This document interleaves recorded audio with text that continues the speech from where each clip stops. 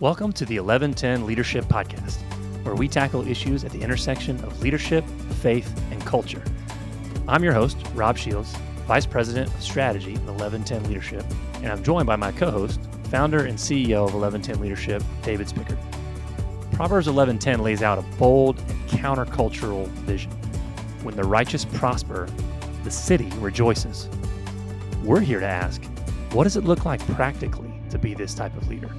Leaders willing to invest everything they have so that everyone around them can thrive.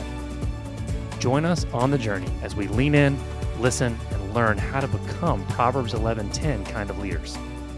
The kind of leaders that make our cities rejoice. Hey everybody, welcome back to the 1110 Leadership Podcast. Excited to have you with us today. For those of you who've been following our journey for a while now, this introduction feels a little different because usually our MO is for David to be on the call and be able to have a little back and forth, but it's actually just me today going solo without our fearless leader. David is doing some travel for our consulting work and not able to join us, but really excited to have back on a returning guest, our good friend, Dr. Jason Young. Jason, welcome back to the podcast. Really excited to continue the conversation with you. Yeah, likewise. Thank you. I'm looking forward to being with you. So you have to fill in for David. I kind of explained to you offline that I usually just put him on the spot and ask him I ask what I think is usually a simple question, just how you doing? What's new in life? So I gave you at least 60 seconds to prepare. Do you have something ready for me and for our audience? My wife and I just celebrated our 25th anniversary. Congratulations. July 15th. And then our oldest son is getting married August 23rd. So We are quite excited about both of those things. I might be an official adult now. We'll see. I feel like if the gray in the beard doesn't do it, I don't know what does. You and I were joking offline before we recorded. My wife wanted to watch Jaws for the first time recently because it was the 50th anniversary since it came out. So we did that. And there's that scene. I've only watched bits and pieces of it on TV as it's on. I've never seen it all the way through. So I've always missed the scene where the two guys are in the boat and they're just comparing injuries. I don't know. They're just comparing. Hey, this is you think that's something. Check out this where a shark almost bit my arm off. Feels like you and I were doing a bit of that earlier. We were talking about sharing our injuries, which also makes us feel like if that's not a sign of adulthood, I don't know what is. That's right. It's certainly a sign of getting old. It is. Older. It is. That's right. Well, I'm excited for you. For those of you who might be joining and this is the first time hearing Jason, I'd like to give you a little bit of background on him, who he is, before we dive into this. But this is actually really meant to be a part 2 conversation from our previous episode titled The Integrated Leader. And we will link that episode in the show notes. Honestly, Jason, we were floored.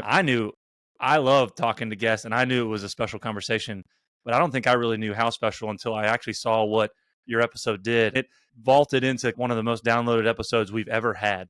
And so it really struck a chord with people. And I think that made us sit with, hey, this is a conversation that we need to come back to. And I know that you and I always enjoy having this conversation, but clearly that was affirmed. But just how much there was a hunger for people to listen in to the conversation that we had. And so really felt excited to bring you back and just almost continue that, because we get into, in our previous episode, we talk about the role that mental health plays in leadership and the obstacles that we have to navigate when we ignore mental health or push it to the side. What is the role of rest in that and the pace of that? But then we also get into your program, 6 Stones. And you walk us through what each stone represents, the origin story of the program, what it's doing, and how you're seeing it really change people's lives and really start to integrate the principles that we talked about in that conversation slowly over time. And so we're going to jump in after I give your quick bio again, really with an assumption that people have already sat with that information. So we're not going to really go and review all that again. So you can listen to this as a disclaimer, but you're welcome to, but really meant to be something where that first episode gives some more context. And we encourage people to do that because it really helps to frame up where we're going here. Really excited for that conversation, Jason. For those of you who aren't familiar with Jason's work, he has been working as a psychotherapist since 1997. And his areas of expertise center around men's issues, anxiety, depression, sexual trauma, marital conflict, crises of faith, and stressors related to pastoral ministry and on top of all that, sports psychology. So that's a pretty well-rounded list right there. That's something for everybody. That's a golden corral of expertise right there. Right. Golden corral. That's right. All you can eat buffet. That's right. That's right. That's right. So, Jason, I'll give the floor to you. You set up where we're going with today's conversation.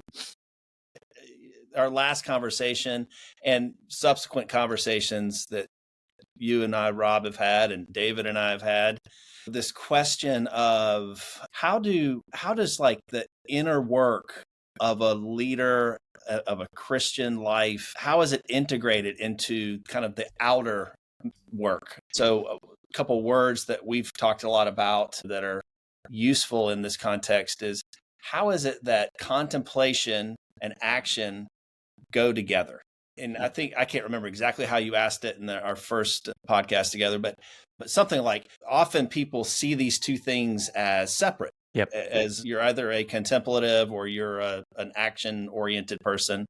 And I think you asked me something like, how do you see that dichotomy? And I said, I don't. Like, I don't exactly remember how I said it, but if you're doing one without the other, you're not doing either. They go together. And we talked a bit about how we see this in the life of Jesus, but also for us in our conversations, the work that we do for me, mostly with men and men in ministry, and then for you all in just leadership cohorts that you lead, how is it that what we do can converse to create something even more whole? Yeah.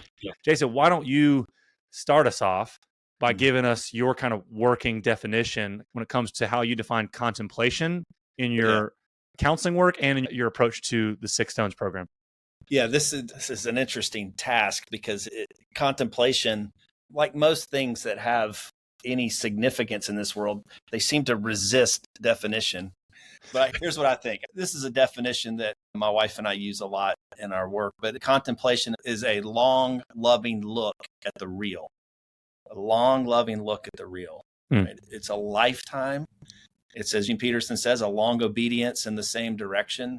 It's a loving posture, which is a non-judgmental, non-hierarchical, non-binary, attentive posture to everything, that God doesn't waste anything.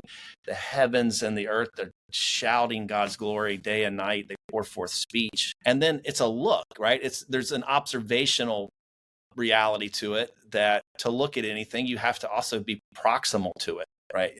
There's an intimacy about it. And then it's looking at the real. What is, and that's even a bigger term to try to define. So contemplation, I think, is also the place where spiritual disciplines like silence, solitude, prayer, scripture reading, lectio divina, fasting, and many others. It's the place where those spiritual disciplines create a space where the voice of God can be heard. I often like to say it this way, like contemplation puts you in a place where you can be found. And so there's a stillness component to it. As I was thinking and praying through this morning about our time together, the words that kept coming up as well were letting go.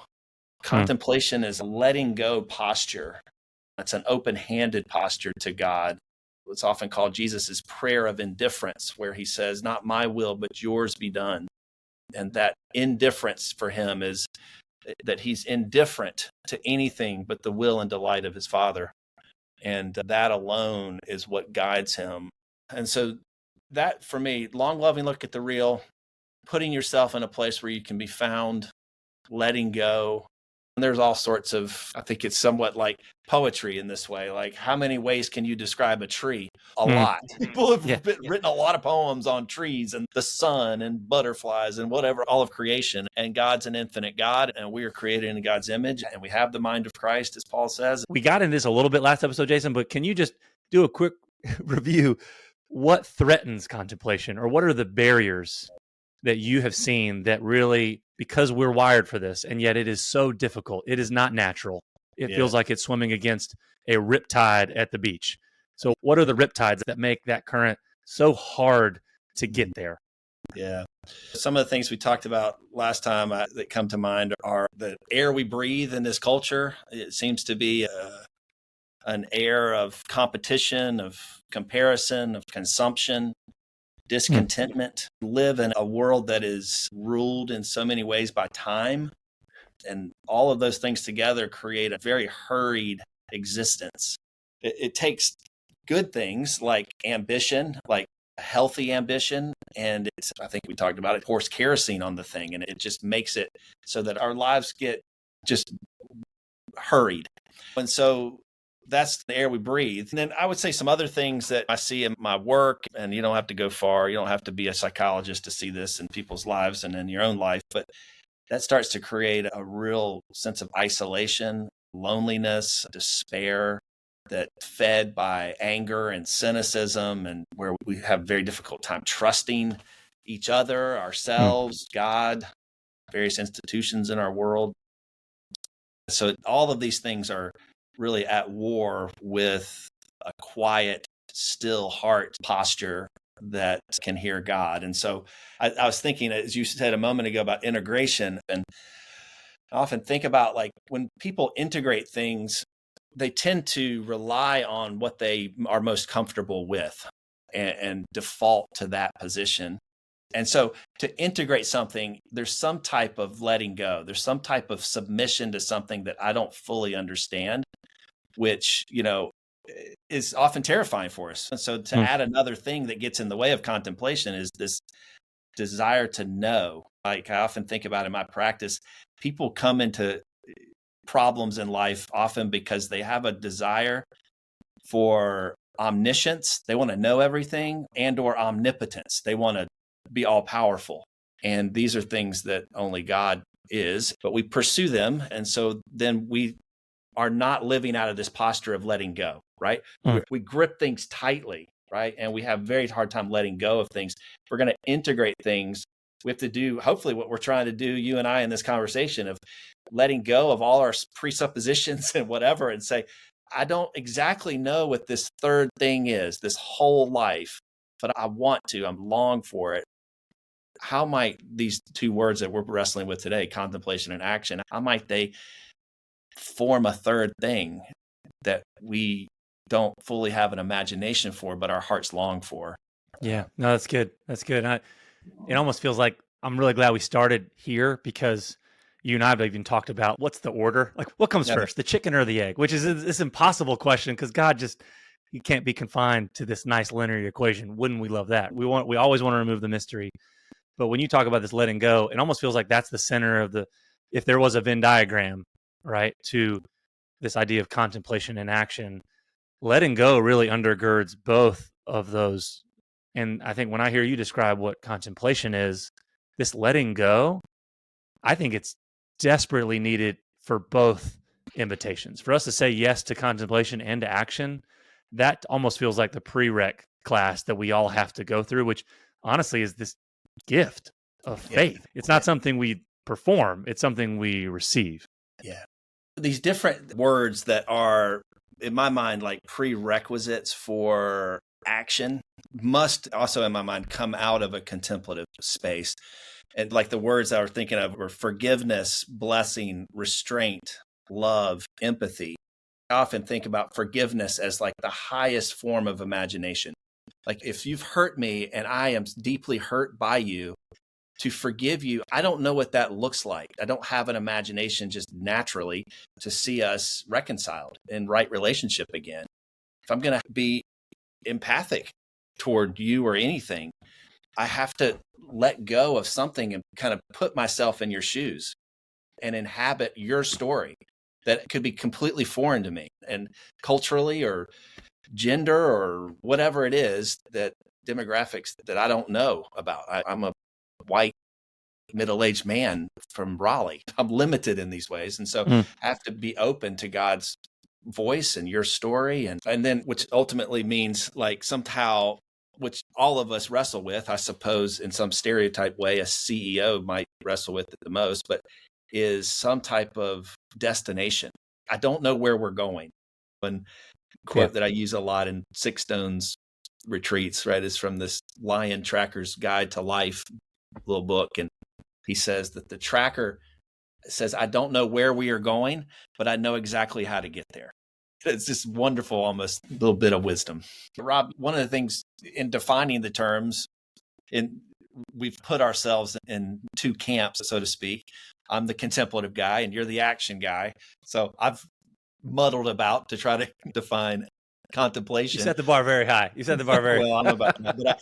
But so what for you, how would you define action? And similarly, what would you say the stumbling blocks or the hindrances to a life that's trying to be actionable Yeah, are? it's actually it's not as different or opposing as you or our listeners might think from the definition that you just gave for contemplation. It's actually really cool when we think about it. And we had this way back when, episode 13. I went back and looked when we were breaking down the 4 qualities of a just leader, seeing the whole playing field, building cultural competency, giving power away. We land the plane with the 4th quality, which David defines in his book as bold and courageous action. The way that we define action in our work in just leadership and in our consulting work with leaders is it has 3 components to it. It's unpopular, it's disruptive, and it's slow. Unpopular, disruptive, and slow. And so we talked about the current earlier, right? To be a just leader that is taking bold and courageous action, you're going to make moves that really swim against the status quo, the stream of what everyone else is doing. Being unpopular doesn't make you right all the time. Don't conflate the two. You can be unpopular and wrong, but usually to be just, everything you're doing probably is not going to be popular. Probably is not going to be what the crowd is doing. And we can think of practical examples of that. I was just with a business leader this week, coaching them through their strategy. And we're talking about what are we doing to practice this principle of biblical gleaning. He runs a law firm. So we're talking about what does gleaning look like in the industry of law. That translates to we're going to set aside hours pro bono for people who can't afford our services, right? That's leaving space on the edges. He's not a farmer. So it's literally not the direct translation. But we have to all think about what does that look like to not go 100% and reap 100% of the harvest? How are we obedient in our spheres of influence to practice principles that honestly are going to really put our business even at risk because our competition is going to the edges. Our competition's not stopping. Our competition is definitely not giving our services away, which means if I'm gleaning that 5% on the edge, I got to be operationally even more excellent with the 95 than my competition to really be able to stay in business and keep the lights on and pay our people. And so it gets really nuanced, but unpopular. Disruptive is another one which complements that. And I think in that regard, we talk about that almost in terms of people love that word in business. Well, we're going to go disrupt. We're going to go innovate. Those terms get used a lot. But in this context, we're meaning more about have we done an audit of the systems in which we operate and how are they exploitative? How are they not living out biblical principles? Which makes sense if people are not claiming to try to follow the way that God has mapped out in the world. But if we're a part of systems that are in some ways unjust, what are we doing to push against that? And how are we operating differently to show people a third way, as you said earlier, right? That doesn't map very cleanly onto the world's way, and which also is going to be risky and uncomfortable and might mean using your voice in ways that also breed unpopularity. And then the last one, which I think is most interesting for this conversation and most surprising when we unveil this one for business leaders is go slow. This is going to take some time. You aren't graduating soon from this class. Right. No, you got even when the class stops. Like it actually never stops. No. It's the wrestling. It's learning to ask better questions, not getting clean answers. And being okay with that, and being okay, which kind of requires this letting go of even back to your comment of a relationship to time, and saying we can't have an anxious posture in our pursuit of loving neighbor and being just. We need to really slow our pace down. We need to slow our blood pressure down. We need to get quiet, and we need to think long term about this. We need to think intergenerationally about this, and we need to think about this isn't about necessarily people even knowing I did this, but really being willing to operate in the shadows, not always, but when it's called for. With the whole point isn't to make the paper. The whole point isn't to become an influencer in our field and be a thought leader Sometimes this is just shadow work that you're breaking waves, like David talks about in his book, so that people can have smooth sailing and they don't even know you were the one that took the hit. Yeah. And so there's a real beautiful fusion when you think about action from those three perspectives. That's great. Yeah, I love that. I'm taking some notes as you're talking, and I'm just like, okay, unpopular, disruptive, and slow. Those are wonderful ways of describing Jesus. That this is, in many ways, who he is. And it also, I don't know if in our previous conversation, if I read this, I think it could be helpful here, but this vision statement I've written for Six Stones retreats, because it also uses the word disruptive, and it goes like this. It says, and if anybody wants to look at this, it's on my website as well, but it says this: at a crossroads in a man's life, he is led to and arrives at a place where, by means of silence, contemplation, and stillness, in the company of other men, he meets Jesus face to face. Having met Jesus face to face, this man is never the same again. This lived encounter sets him on a disruptive course toward wisdom and a way of being that is shaped by a true indifference to anything but the will and delight of God. That sentence, I feel like what you just said is this lived encounter sets him on a disruptive course toward wisdom. Like that's a very actionable thing in my mind. And honestly, what jumped off the page in that definition to me that I've got to directly experience in both our worlds, having been a part of Six Stones now, is in the community of other men. Yes. Like we actually, there's another through line, because neither of us do this work in a hyper individualistic manner and say, honestly, this is a self-help journey where you just go figure out you. Yeah. And it just stays solo. This can't be done alone. Not experience fullness, because that's just not how God has set it up for us to experience. He's a relational God. He invites us into relationship, but not just with him. Definitely with him, but not just with him. With the body of the church, with each other, with neighbor.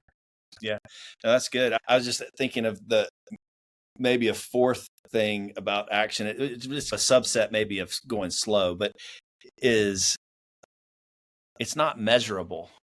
To David's point, you're breaking waves and you don't often know how you're doing, but being with the company of other people who are pursuing the same thing, this is back to blessing and what we do a lot in Six Stones world, but they tell you, they see you. And I imagine a lot of leaders find this really hard and kind of a loneliness about their work because, they don't work in a blessing community.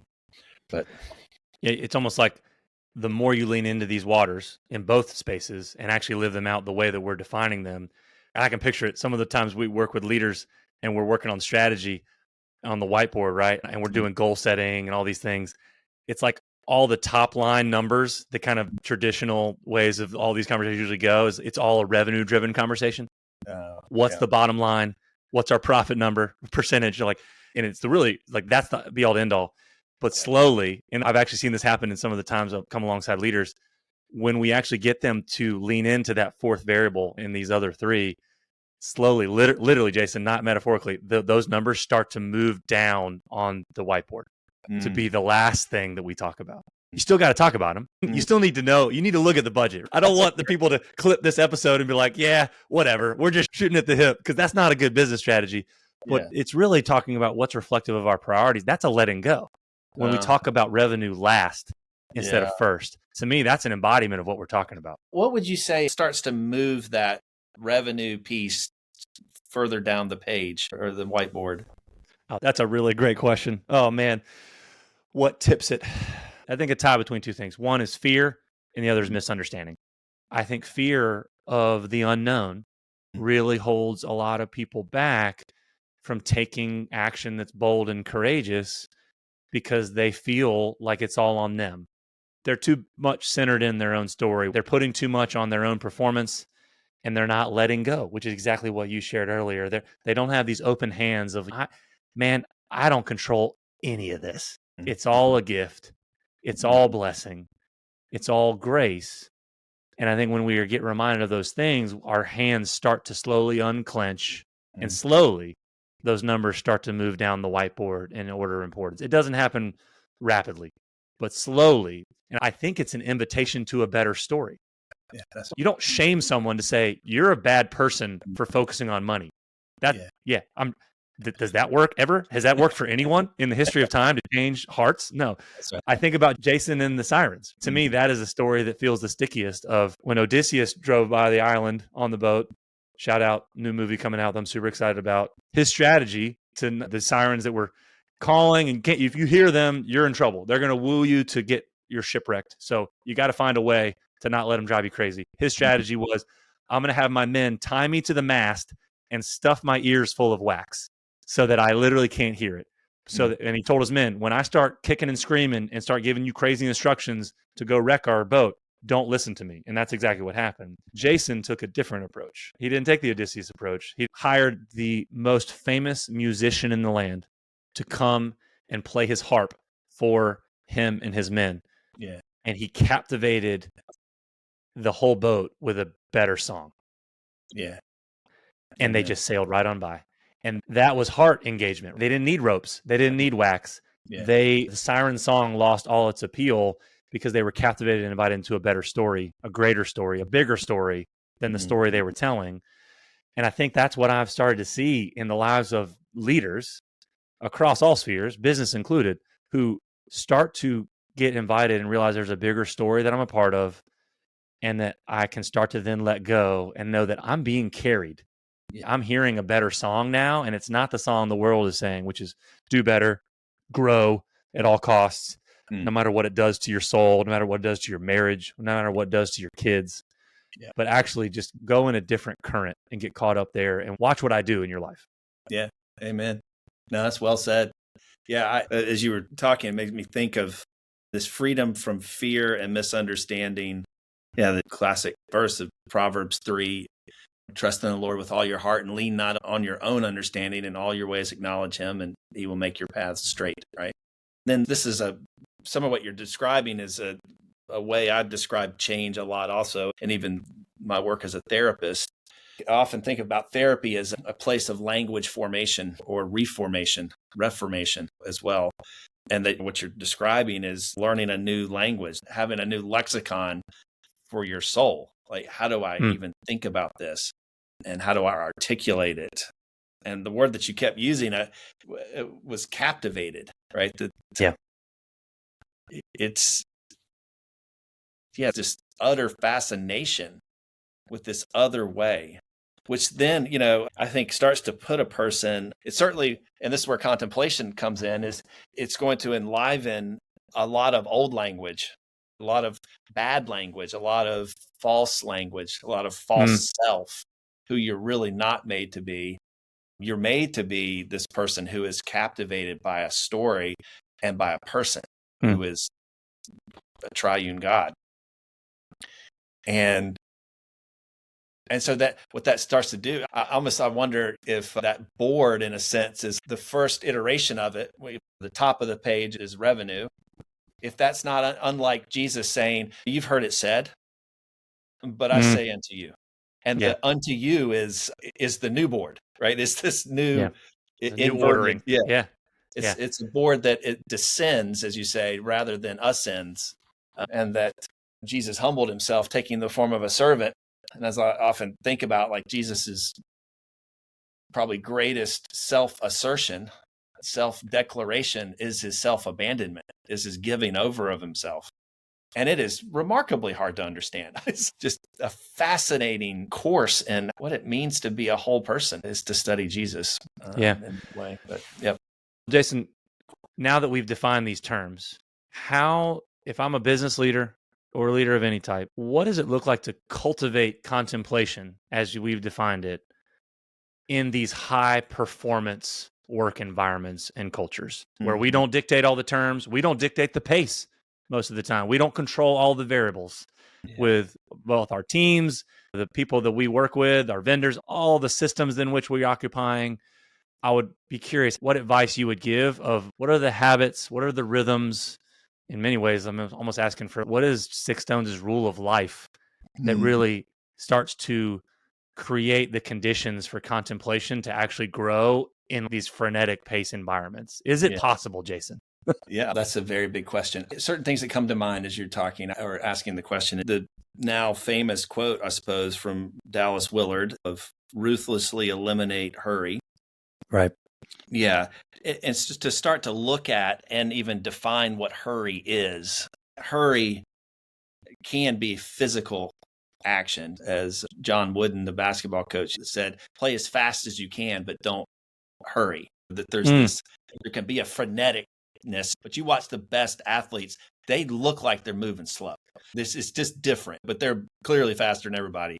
But they're so in control of their bodies and their intention. So what is it that hurries your soul? Would be a question I would ask a leader.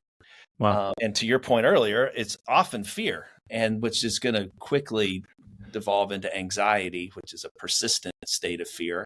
What is it that gets me hurried? What is it that I'm afraid of?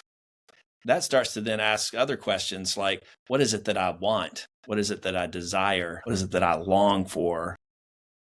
What is it that I want? As Christian Wyman, the poet, says, what is it that I want when I can't stop wanting? Like at the heart of the thing. And you're presenting an alternative story. And as I am hopefully trying to do in Six Stones of, yeah, you're made for something different. And your soul functions at its best in relationship to a God that created time and is not encumbered by it in any way. And so then this raises other things like a person's relationship to time. So how does that happen? There are practices. And so Six Stones, right, is in effect a long form rule of life. And the first stone is sitting. You must be still. And you must regularly practice stillness. And I would say practicing it without the demand of, as we talked about, without the demand of destination. Yeah, or a release of expectation of what's going to happen in it. Yes. It's not a workout program. It's something Don't try to codify it. Yeah. No, you live it. And I think as you do it, you find that whoever says that they're the most extroverted type A person, you find that your soul you're made for that. You'll want more of it. We're about to do our fourth Six Stones retreat here of the 6 in September, which 24 hours of it is silent. And I guarantee you, there will be many guys who will say, I was just getting started. I want more of this. And they'll say, this was the best retreat we did. When you spoke the least, Jason. You don't talk, Jason. Try not to be offended. When you talk less, it's great. Right. And they're right. It's true. Yeah. Because God speaks. Yeah, that's right. And it's just a much more interesting conversation. Yeah. He can talk to all of them individually at the same time, whereas you are rather limited in that way. Yeah, that's right. That's right. So yeah, those types of practices, that's something that I find very helpful over the years is sitting over long periods of time with a word or a phrase. Like one that I'm contemplating quite a bit these days is the word restraint, and then trying to understand it in the life of Jesus. How is it that he lives such a restrained life? The God of the universe, he can do whatever he wants, but he seems to, sometimes it seems frustratingly so, like to hold back. Why is it that I go into certain situations and I want to exert all the power that I have? What does it feel like for me to go into a situation with restraint? Asking God, Lord, how much of my power is needed here? What does this room need of me? What does it need of you? Where should I be? And how should I be in this space? Yeah. Versus all the demandingness that hurry and fear generate. Those are some things. And I think also hanging around people who are good at it, finding people, whether it's authors, Odysseus, whoever it is. Like some of them been around a while. Yeah. Yeah. What we're discussing here is not a new conversation. Okay. So there are plenty of people that have. It might be one of the oldest there is. That's right. And so get in it. Join it. Join the conversation and do it in community. I think Six Stones, just for me personally, Jason, as you're talking about picking phrases, that's something you invite Six Stones participants to do, and you give them a stone at the end of every retreat. I hope that's not a spoiler for anybody. I think that's common knowledge. You don't bury the lead. It's the name of the program. So they're actually, it's not just a metaphor. It's actually 6 rocks you take home. I've got 3 of them on my desk right now. Yes. And you encourage everybody to write a phrase of what would be something that summarizes this retreat for you, of how God showed up and how God met you in that stillness, in that solitude. Mm-hmm. But that phrase is something for you to take home and put somewhere, but also you're processing that in community with other men. Yes. You're processing not only what you received, but like what other people have observed and noticed about you and are speaking that blessing into your life of what they affirm. And honestly, like sometimes those are just phrases that, man, I don't know how I do know is God, but like they have no practical way of knowing that's exactly what I needed to hear. But that was the Spirit at work to affirm the message that he wanted to speak. But it wasn't just my phrase that I walk away with. I walk away with this community of wisdom and Spirit-filled truth. Yeah, that's that right. really reminds me of who I am. That kind of helps me stay grounded to practice what you're talking about. Practice letting go. When I get back into these high-octane spaces that just raise our blood pressure by default. Yeah. It's almost like every day when we wake up, we're thinking about our to-do list for that day. And it's, man, if I don't inject stillness right away, I'm going to get on the roller coaster. Yeah. And it's not going to be healthy. That's right. And so we can't stay on that all the time. Six Stones is this beautiful invitation to almost do an extended cut. But what you're describing is it's not meant to only exist there. Really, it's meant to show you a way where this actually starts to become rhythmic in your daily, weekly, monthly, annual habits, where this just starts to get into your bones. And it's, I was just, as you were talking, I was thinking in Deuteronomy 6:5, I'll just read here a little bit of it. It's love the Lord your God with all your heart, with all your soul, with all your strength. These commandments that I give you today are to be on your hearts. Impress them on your children. Talk about them when you sit at home and when you walk along the road, when you lie down and when you get up. Tie them as symbols on your hands and bind them on your foreheads.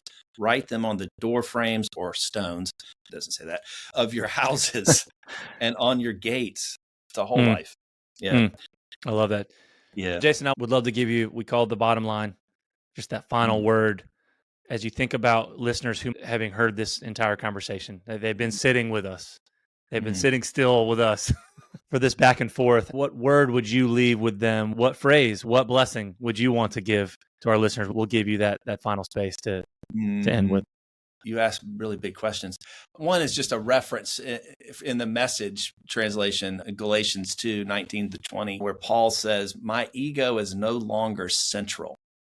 It is no longer important that I appear righteous before you or have your good opinion. I am no longer driven to impress God, but Christ lives in me." Yeah. And then this other verse that I think all the time, and I find is remarkably useful, which is Jeremiah 6:16, that in some ways encapsulates the relationship of contemplation and action. It says this: "Stand at the crossroads and look. Ask for the ancient paths. Ask where the good way is and walk in it, and you will find rest for your souls." Yeah. This has been around a long time, but it starts by we stand, we look, we ask again, and then we move. And so this whatever this relationship is, integrative thing between contemplation and action. I love that. I love that summation. Honestly, we found another way to describe it. I feel like we've said it 6 different ways, but that was the 7th of, if we could summarize contemplation as look, right? Be still and look. Yes. And then move. Ask a couple be times. Be still, right? Look. There it is. Be still, be still, look, and ask. Yes. Then move. Numbers, rally to us there. The Lord will fight for us. Yeah, amen. Yeah. Okay, it's this both-andedness, right? Of, well, okay, wait a second. Who's doing the fighting? The Lord's doing the fighting. Okay, what do? You need to move. You got to show up where I'm going to go. Okay, so which is it? Don't ask that question. It's Joshua to the angel. Are you for us or for them? And he just said, wrong and then question. it blends this wonderful thing at the end, which is you'll walk in it and you'll find rest for your souls. right? Yes. That there's this somehow in this, and it's probably that tipping point or whatever you were talking about with your whiteboard, was that it's you can play fast and not hurry. You can do the thing and be restful and at peace. Yeah. Yeah. You can be on the move and be still. Yeah, amen. That's right. And that's the upside down, confusing, paradoxical nature of the kingdom that we're all invited to. I love it. This is a great part 2. I can't wait for part 3. I don't know when that'll be, but probably over a couple tacos first. Let's make whatever. It's a lot of fun. It's fun. So good conversing with you and David and as well. And anyway, thank you so much. This is great. We're going to attach more information about the 6 Stones program in our show notes for those who are interested. A wonderful program that I can directly just speak to, that if God is stirring something in you as you're hearing this conversation and you feel like you want to be invited to spaces that really help you live out these principles, we really strongly encourage you to check them out. And I think it'd be well worth the journey. Jason, thanks for being with us today. I appreciate you, man. To learn more about 1110 Leadership, visit our website at 1110leadership.com. That's the numerals 11, then spelled out TEN leadership.com. That's 11 TEN leadership.com. There you'll find more resources to equip you on the journey of becoming an 1110 leader. You can also get connected to our growing leadership network. If you've enjoyed this episode, share it with a friend. To help others find us, you can also rate and review us on Apple Podcasts or wherever you listen to podcasts.